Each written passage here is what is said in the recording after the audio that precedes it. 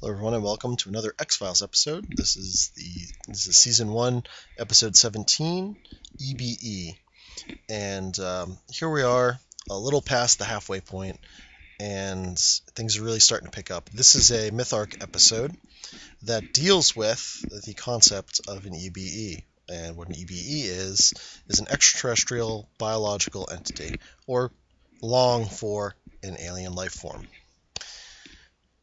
We really don't get to see the EBE in this, and there really isn't like a gotcha moment. Since it's a myth arc, we're not directly dealing with the aliens, although they do have some presence in this episode. This one's a kind of confused time. There's a lot of stuff going on, and there's a lot of smoke screens, and as I like to call it, the shell game. If you're not familiar with the shell game, it has many forms, but the simplest is you have 3 shells. You put a ball under one shell and you shuffle them around, and someone has to guess where the shell is. Well, this episode's kind of like a big shell game because you got Mulder and Scully chasing down allegedly this EBE that was shot down over Iraq, and they're just trying to find out where it is and see if they can get it, or see if Mulder's trying to basically find it and prove to the world that, hey, aliens exist. This is proof.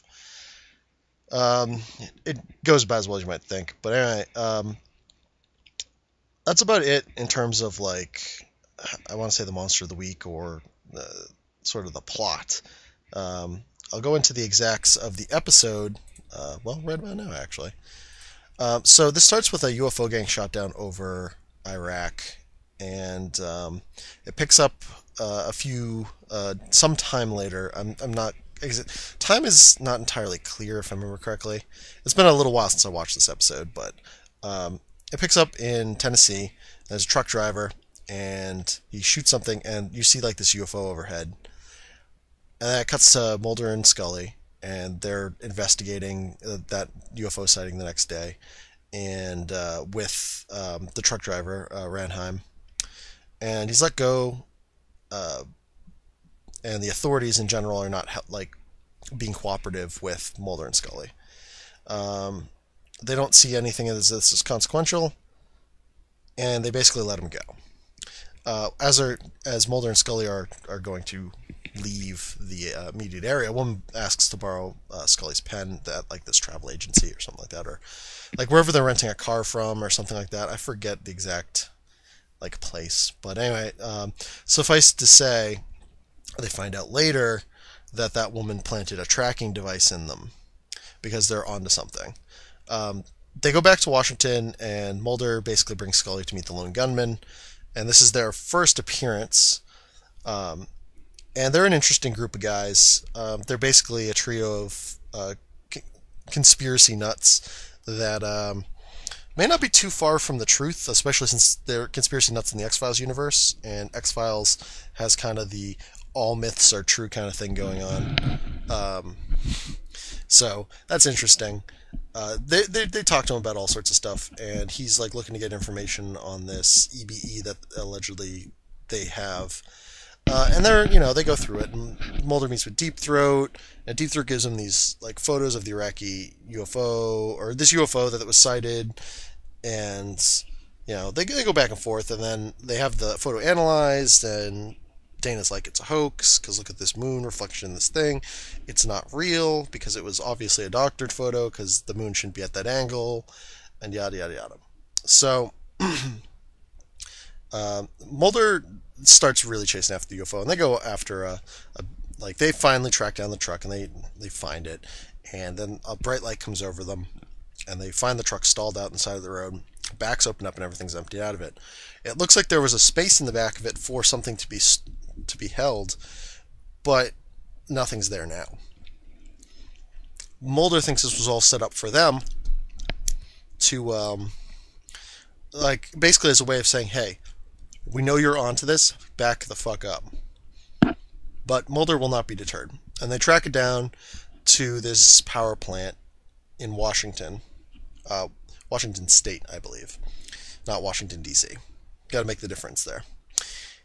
And they talk to the lone gunman. They get some identification to get into the building, which is impressive considering it's a government facility for storing like aliens, apparently.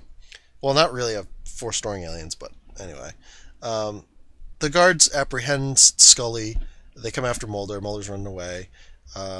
Deep Throat basically shoos off the guards, and he's like, Mulder, the EBE is dead.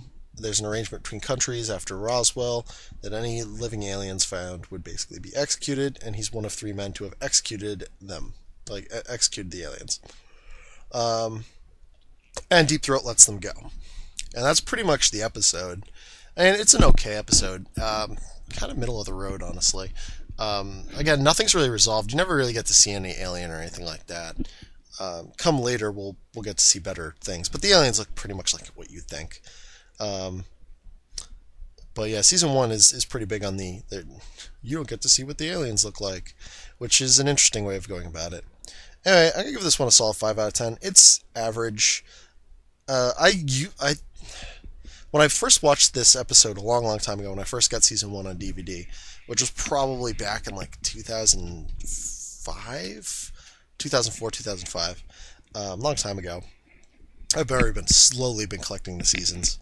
I remember watching this because I hadn't seen a lot of the X-Files episodes. I knew I liked the X-Files because I had seen many episodes that I did in fact like, but I never watched the entirety of the series like episode to episode. I only kind of watched them when I caught them.